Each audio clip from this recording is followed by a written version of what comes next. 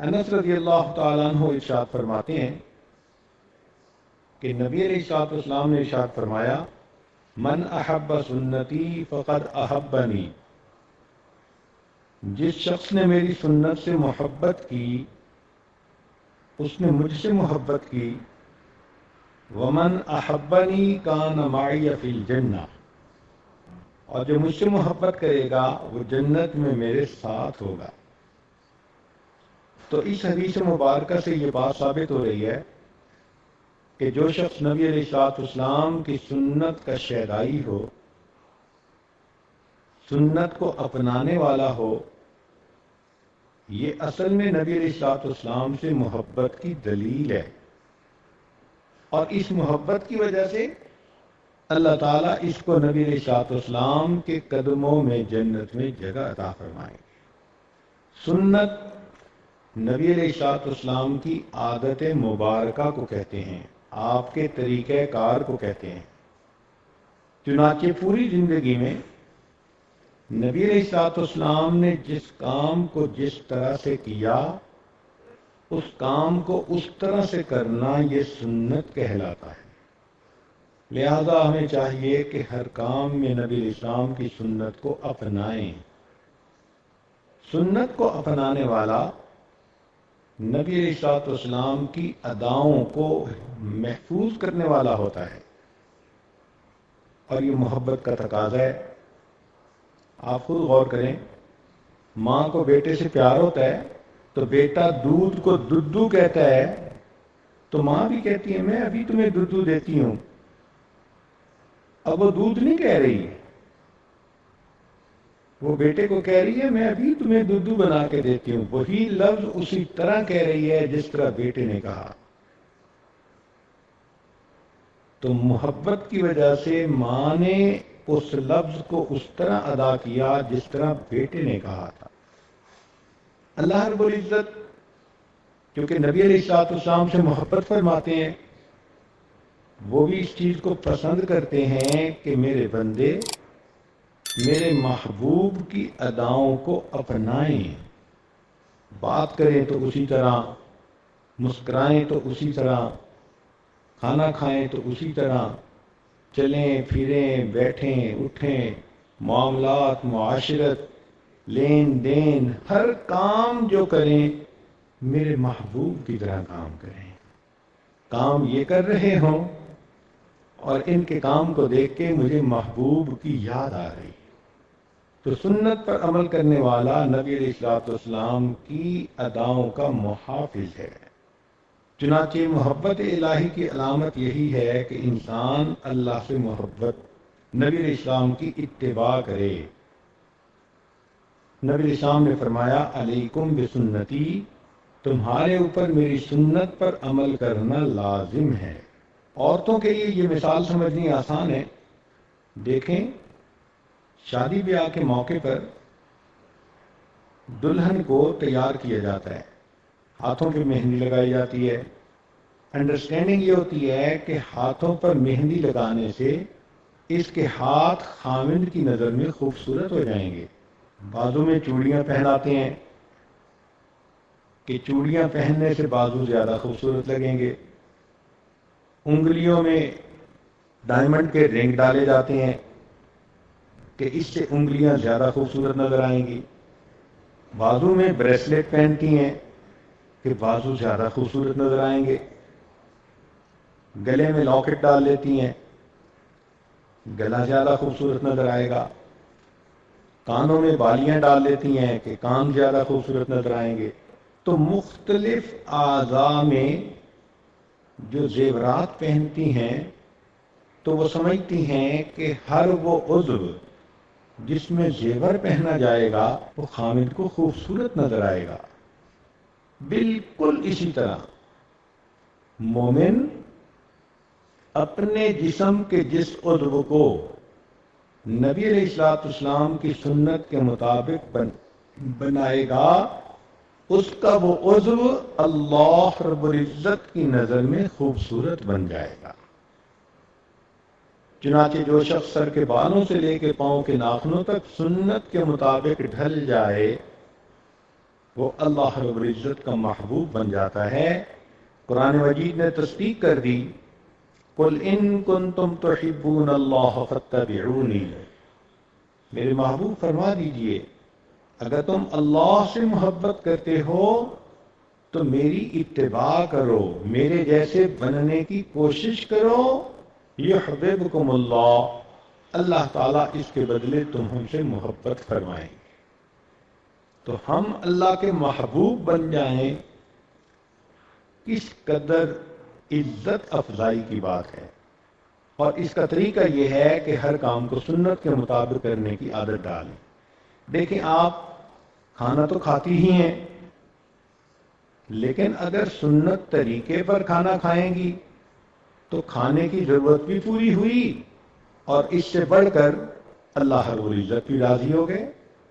لہذا دسترخوان بچھا کے کھانا، سارے گھر والوں کا مل بیٹھ کے کھانا، سنت طریقے پہ بیٹھنا، کل بیمینک وکل مما یلیک، داہنے ہاتھ سے کھانا، اپنے قریب پلیٹ سے کھانا۔ اس عاجز کی کتاب ہے با ادب با نصیب، اس کتاب کو پڑھیں، بچوں کو بھی سمجھائیں، اور کھانے پینے، اٹھنے بیٹھنے، لباس، کردار، ہر چیز میں اس کے مطابق اپنی عادت کو بناتی جائیں تو خود بخود آپ اپنے آپ کو سنت سے سجا لیں گی، اور اللہ رب العزت پھر آپ سے محبت کرنے لگ جائیں گے۔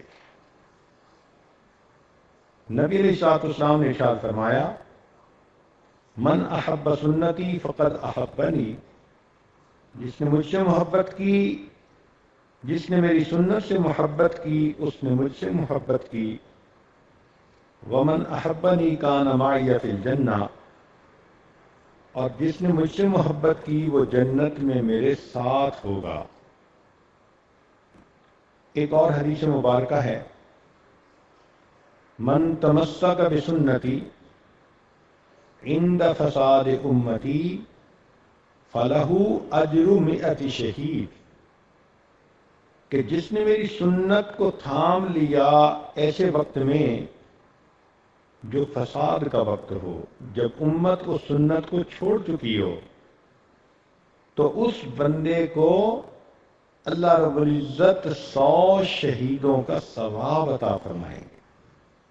نبی اسلام نے فرمایا، ترکت فیکم امرین، میں تمہارے درمیان 2 چیزیں چھوڑے جا رہا ہوں، لن تضلوا ان تمسکتم بہما، تم ہرگز گمراہ نہیں ہوگے اگر تم ان 2 چیزوں کو تھامے رکھو گے، کتاب اللہ و سنتی، ایک اللہ کی کتاب اور دوسرا میری سنت۔ تو ہم سنت کے شہدائی بن جائیں۔ امام مالک رحمۃ اللہ علیہ فرماتے تھے، ان سنت مثل سفینۃ نوح علیہ السلام، کہ سنت کی مثال نوح علیہ السلام کی کشتی کی مانند ہے، من رکبہا نجا، جو اس کشتی میں سوار ہو گیا وہ نجات پا گیا، ومن تخلف عنہا غرق، اور جو پیچھے رہ گیا وہ غرق ہو گیا۔ تو ایمان محفوظ ہو جاتا ہے جب انسان سنت سے اپنے آپ کو سجا لیتا ہے۔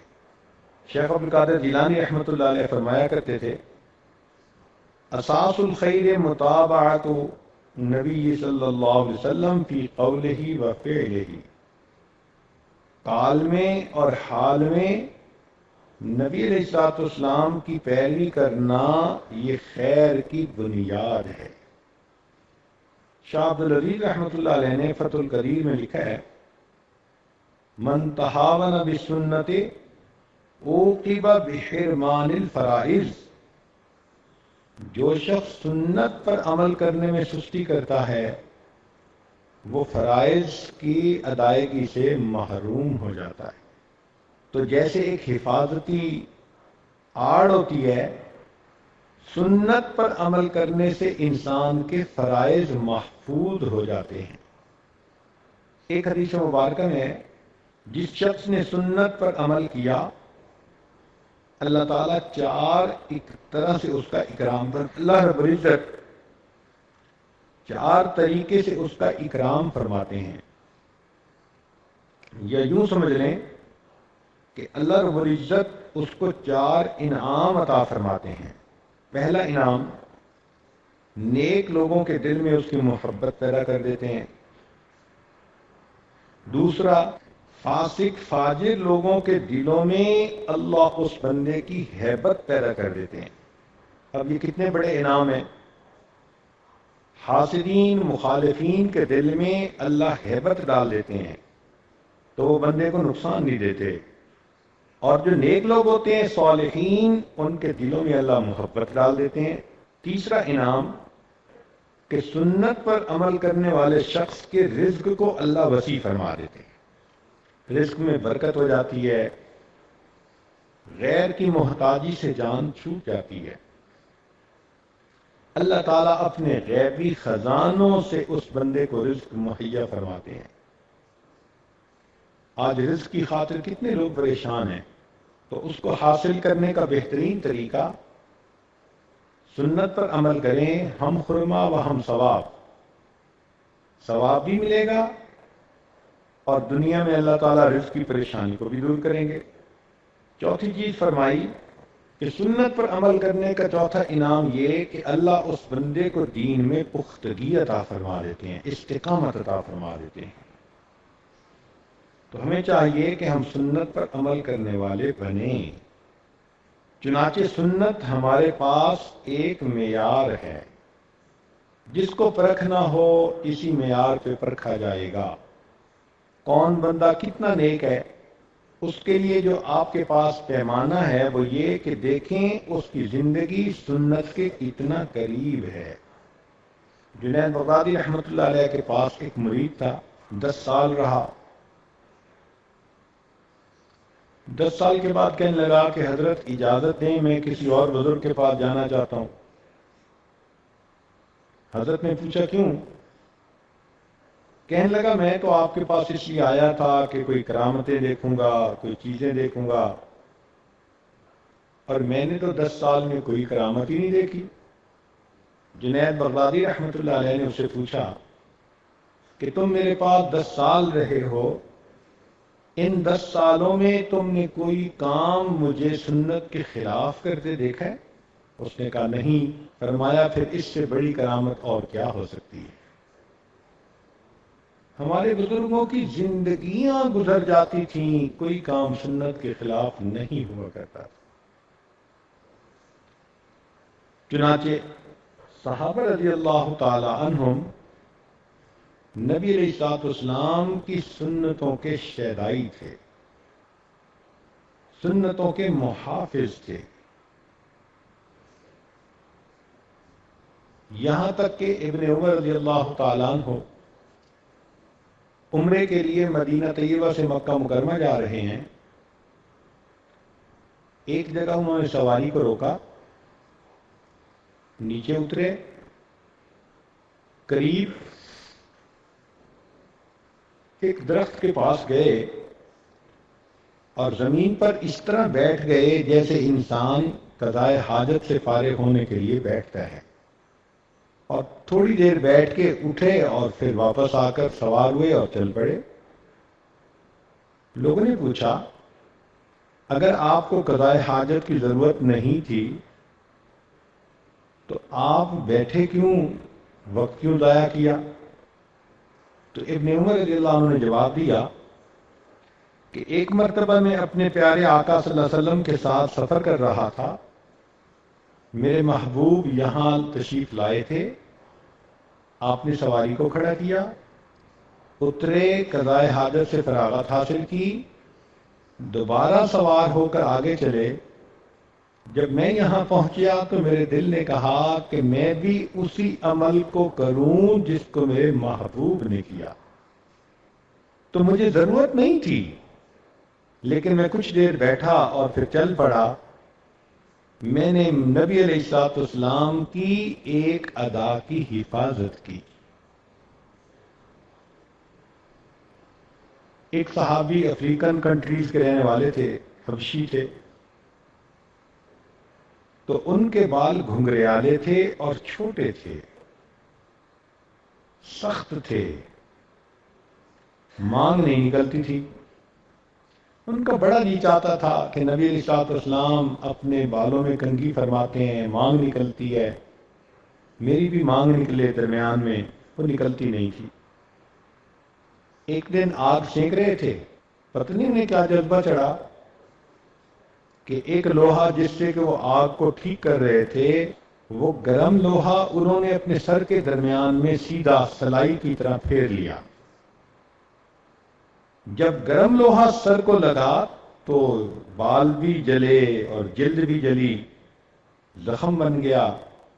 خیر علاج معالجے سے زخم تو ٹھیک ہو گیا، لیکن چونکہ جلد وہاں جل گئی تھی تو زخم کے نشان کی وجہ سے سر کے درمیان میں ایک لائن نظر آنے لگی. لوگوں نے پوچھا کہ کیا کیا آپ نے؟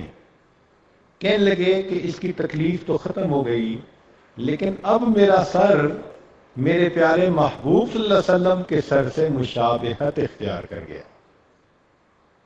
سیدنا حذیفہ رضی اللہ تعالیٰ عنہ جب فارس آئے تو دسترخوان پہ بیٹھے کھانا کھا رہے تھے. لقمہ گرا تو دسترخوان کا تو مقصد یہی ہوتا ہے کہ اگر کوئی چیز گر جائے تو وہ خراب نہیں ہوتی. آپ نے اس لقمے کو اٹھایا اور کھا لیا. ساتھ والے نے کہا کہ جناب یہ فارس کے لوگ اس چیز کو معیوب سمجھتے ہیں، اٹھا کے لقمہ نہیں کھانا تھا. تو سیدنا حذیفہ رضی اللہ عنہ نے حیران ہو کے دیکھا اور کہا اَأَتْرُكُ سُنَّةَ حَبِيبِي لِهَٰؤُلَاءِ الْحُمَقَاءِ، ان احمقوں اور پاگلوں کی وجہ سے کیا میں اپنے محبوب کی سنت کو چھوڑ سکتا ہوں؟ اللہ اکبر کبیرہ. کاش کہ یہ جذبہ ہمارے اندر بھی آ جائے اور ہم بھی یہی کہیں کہ ہم اپنے پیارے محبوب کی سنت کو کبھی نہیں چھوڑیں گے. اس لیے کہنے والے نے کہا وہی سمجھا جائے گا شیدائے جمال مصطفیٰ، وہی سمجھا جائے گا شیدائے جمال مصطفیٰ، جس کا حال حال مصطفیٰ ہو قال قال مصطفیٰ، جس کا حال بھی نبی علیہ السلام کی طرح اور جس کا قال بھی محبوب صلی اللہ علیہ وسلم کی طرح، سنت کا عاشق وہی کہا جائے گا.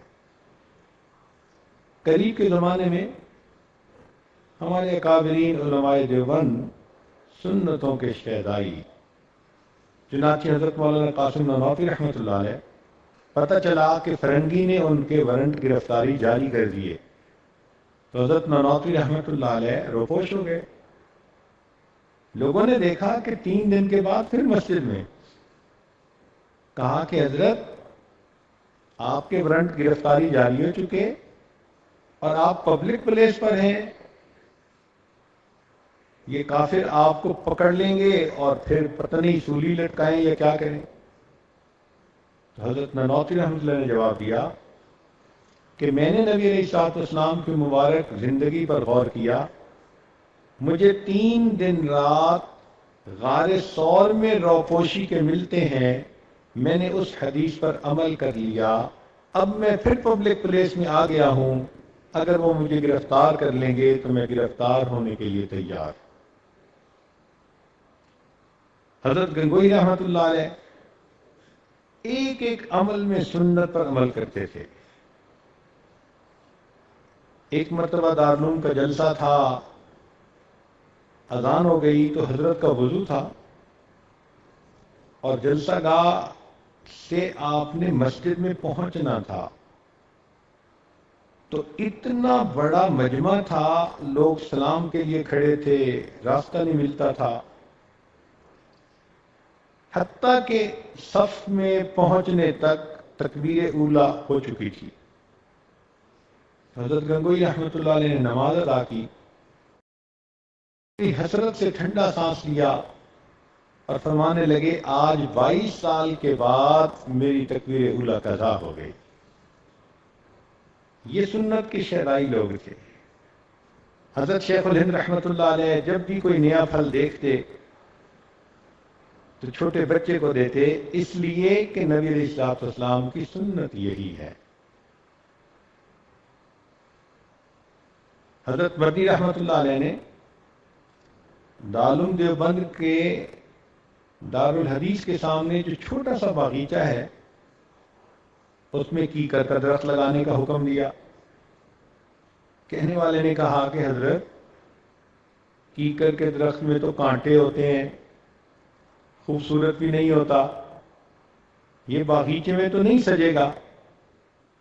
فرمایا سجے گا یا نہیں سجے گا یہ الگ بات ہے، میں نے تو اس لیے لگانے کا حکم دیا کہ نبی علیہ الصلوۃ والسلام نے بیعت رضوان جس درخت کے نیچے بیٹھ کر لی تھی وہ کیکر کا درخت تھا، میں اس درخت کو دیکھوں گا مجھے محبوب کی بیعت کا وقت یاد آ جائے۔ ہر چیز میں نسبت۔ حضرت نانوتوی رحمۃ اللہ علیہ نے اس باغیچے میں گلاب کے پھول لگوائے۔ کسی نے پوچھا کہ گلاب کا پھول کیوں؟ موتیا بھی ہے اور بھی کئی پھول ہیں۔ تو حضرت نانوتوی رحمۃ اللہ علیہ نے کہا کہ حدیث پاک سے مجھے پتہ چلا کہ نبی علیہ الصلوۃ والسلام کے جسم اطہر سے جو خوشبو آتی تھی اس خوشبو کے ساتھ گلاب کے پھول کی خوشبو ملتی جلتی ہے، میں نے اسی لیے گلاب کے پھول کو لگانے کے لیے کہا۔ یہ سنتوں کے شیدائی، یہ اللہ رب العزت کے محبوب بندے۔ چنانچہ حضرت شیخ الحدیث مولانا لکھری رحمۃ اللہ علیہ کے والد مولانا یحییٰ رحمۃ اللہ علیہ فرمایا کرتے تھے کہ اگر کوئی آدمی سنت کے مطابق پاخانہ کرے تو اس کو خلاف سنت نفلیں پڑھنے سے بھی زیادہ اجر ملے گا۔ اللہ اکبر کبیرہ۔ واقعی جو جیولر ہوتا ہے وہی ہیرے اور موتی کی قدر جانتا ہے۔ یہ لوگ بھی سنت کے قدردان تھے، اس لیے ڈھونڈ ڈھونڈ کر یہ سنتوں کو اپناتے تھے۔ آپ غور کریں کہ اگر آپ درزی کو اپنا کوئی کپڑا سینے کے لیے دیں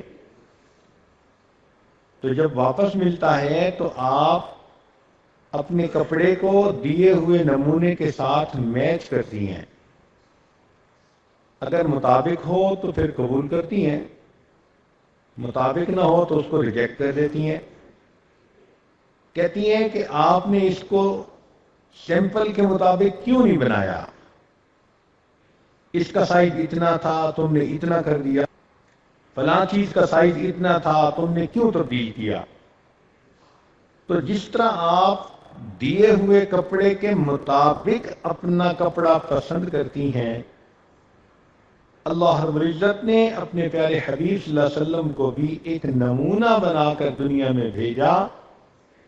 اب قیامت کے دن جب بندے اللہ کے حضور پیش ہوں گے، اللہ تعالیٰ ان کے صرف ان عملوں کو قبول کرے گا جو نبی علیہ السلام کی سنت کے نمونے کے مطابق ہوں گے، جو اس کے خلاف ہوں گے اللہ رب العزت ان کو ریجیکٹ فرما دیں گے۔ ہم نے دیکھا کہ بعض لوگ ایک خاص برانڈ کی چیز پسند کرتے ہیں، جوتے ہیں یا کپڑے ہیں یا کوئی چیز ہے، برانڈ کی مہر اگر لگی دیکھ لیں تو مطمئن ہو جاتے ہیں۔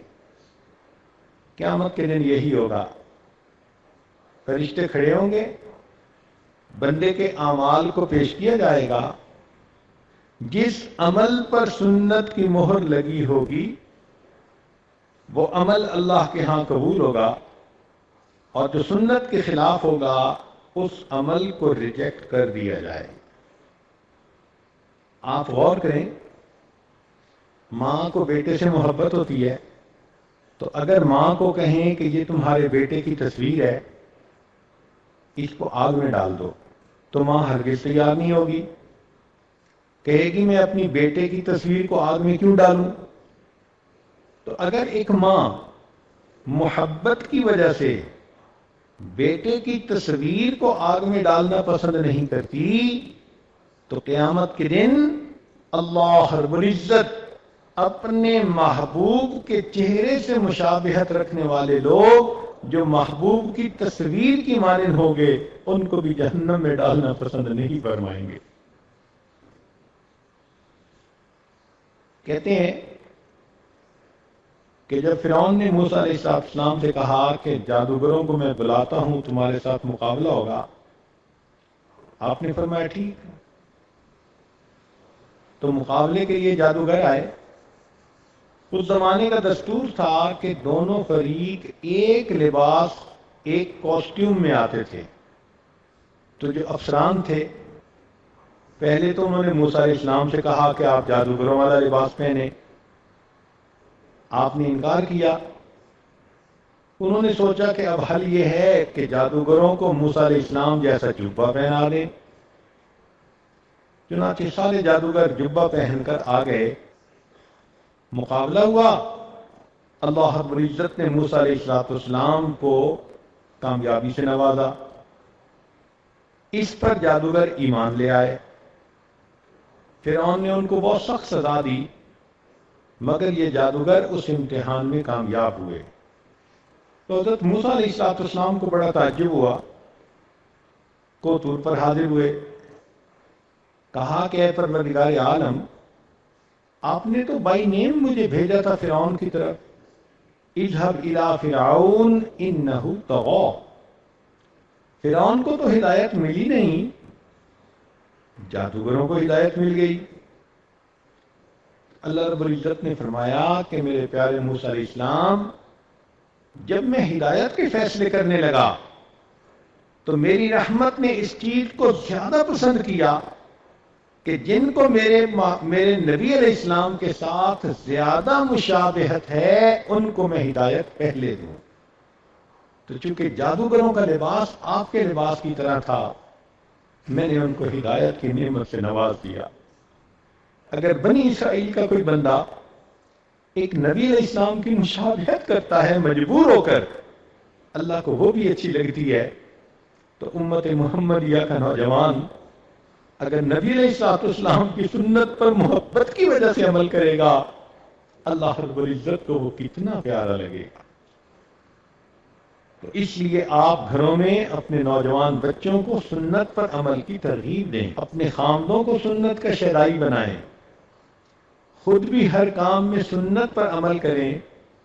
آپ کا گھر اگر سنتوں کا گلشن بن گیا تو یہ جنت کا نمونہ بن جائے گا، اور اس کے بدلے آپ جنت میں گھر کی حقدار بن جائیں گی.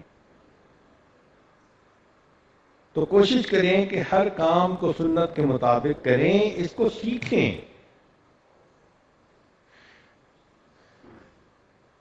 حضرت شاہ ولی اللہ مدد دہلوی رحمۃ اللہ علیہ فرماتے ہیں کہ میں حج کے لیے حاضر ہوا. اس کے بعد مدینہ طیبہ گیا، سلام کیے نبی علیہ السلام کی خدمت میں مواجہ شریف پر. وہ فرماتے ہیں کہ میں نے دیکھا کہ جو شخص سنت کا متبع ہوتا ہے جب وہ سلام کے لیے مواجہ شریف پہ جاتا ہے تو نبی علیہ السلام کے قلب مبارک سے نور کی کرنیں ہوتی ہیں جو اس بندے کے دل کو منور کر دیتی ہیں.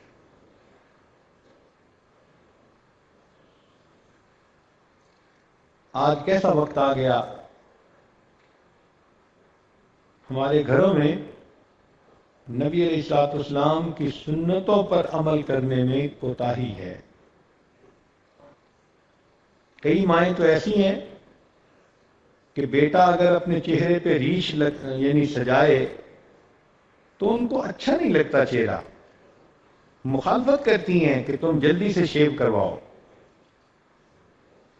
اصل میں کسی نے سمجھایا نہیں نا کہ سنت پر عمل کرنے کا کیا اجر ہے.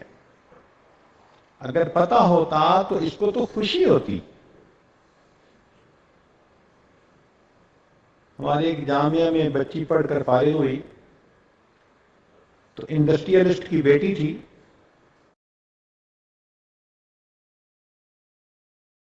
نے پرپوزل کو ایکسپٹ کر لیا. گھر میں بیٹھے ہوئے بات ہو رہی تھی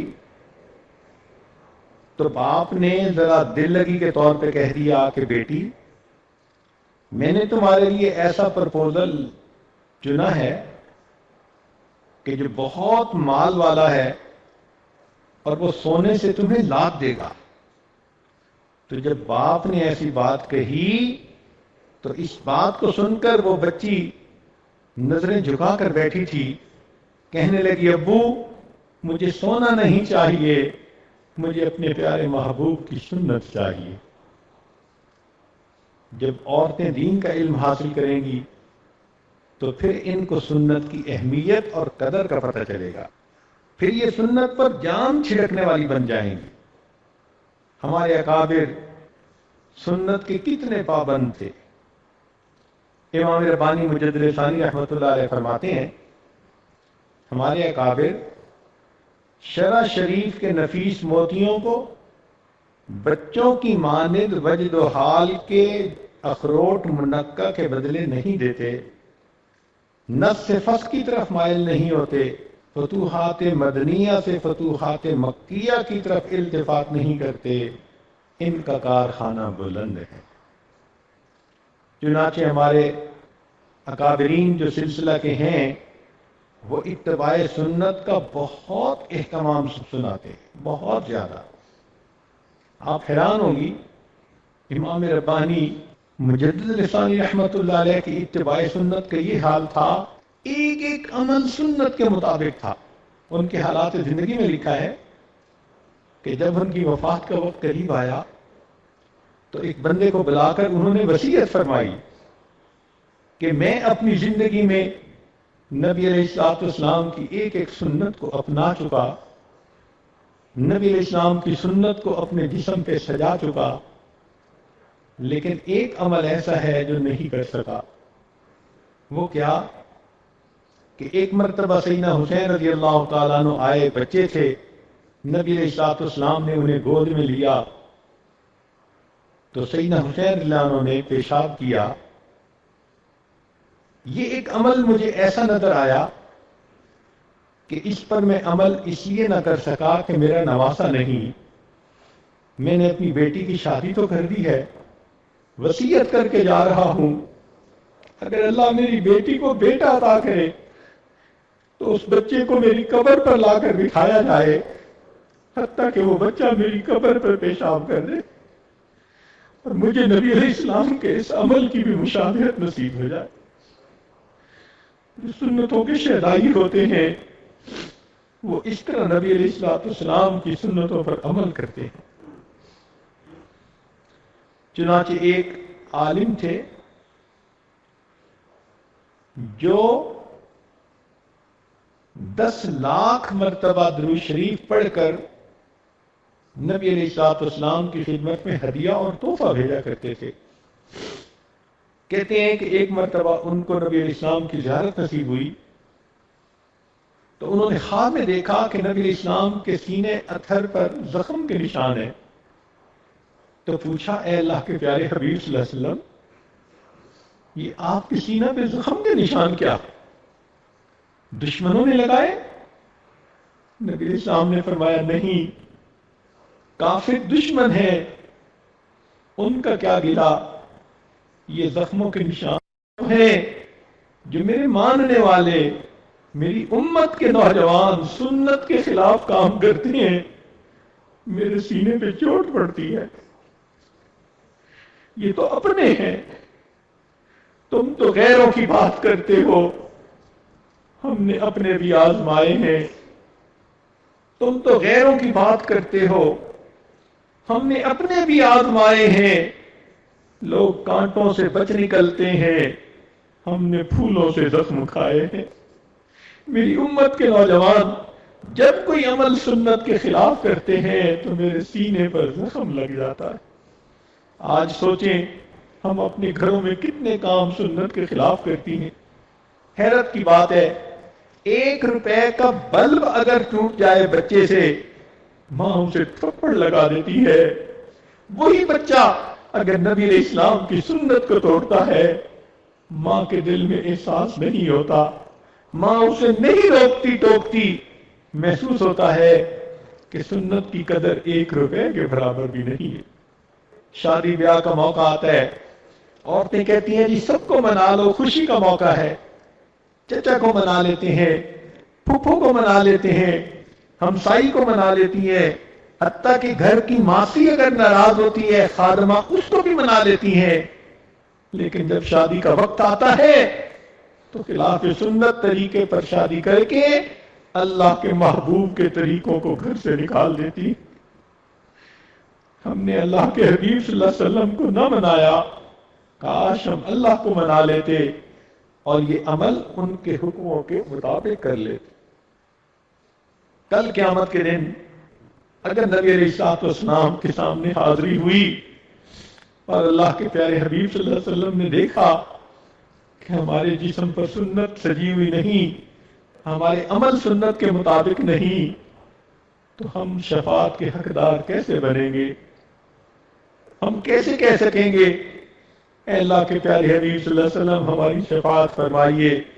محبوب فرمائیں گے تم اپنے ہاتھوں سے میری سنت کو توڑتے تھے، تمہیں احساس نہیں ہوتا تھا، تم غیروں کے طریقوں کو اپناتے تھے، تمہاری پسند فرنگیوں کی تھی، لباس ان جیسا، کھانا ان جیسا، عادات ان جیسی، تم امتی تو میری تھی لیکن تم طریقے تو انگریزوں کے اپناتی تھی، تم نے میری سنت پر کیا عمل کیا جو آج میں تمہاری شفاعت کر سکوں؟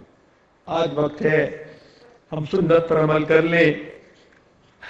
ہر بندہ چاہتا ہے، ہم نے دیکھا ہے بچیوں کو کئی کام کرنا چاہتی ہیں، صرف اس لیے نہیں کرتی کہ ابو کا دل دکھے گا۔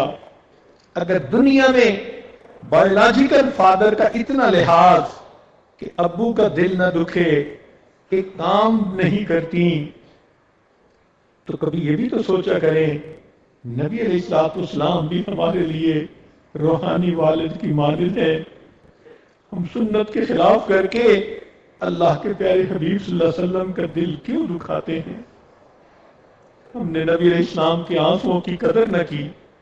اللہ کے پیارے حبیب صلی اللہ علیہ وسلم تہجد میں روتے تھے امت کے لیے۔ اگر کل قیامت کے دن پوچھ لیا کہ تم نے میرے آنسوؤں کی قدر نہ کی، میری سنت کا خیال نہ کیا، ہم قیامت کے دن کیا جواب دیں گے؟ اگر نبی علیہ السلام نے فرمایا کہ دیکھو ایک وقت تھا جب لوگ اپنی چیزوں کا تعارف کروا رہے تھے، انہوں نے اپنے سیل فون کو تمہاری مسجدوں تک پہنچا دیا تھا، اپنے ٹی وی کو تمہارے کمروں تک پہنچا دیا، اپنے طریقوں کو تمہارے گھروں میں داخل کر دیا، اس وقت تم نے میری سنت کا تعارف کیوں نہ کروایا؟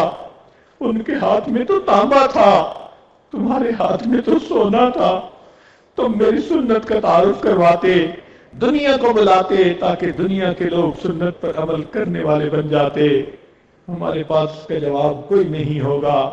دعا ہے اللہ رب العزت ہمیں سنت کا شہدائی بنائے، ہم اپنے ظاہر کو سنتوں سے سجائیں، اپنے من کو اللہ کی معرفت سے سجائیں، اور جب قیامت کے دن اللہ کے سامنے حاضر ہو تو پھر ہم یہ کہہ سکیں تیرے محبوب کی یا رب شباہت لے کے آیا ہوں، تیرے محبوب کی یا رب شباہت لے کے آیا ہوں، حقیقت اس کو تو کر دے، میں صورت لے کے آیا ہوں۔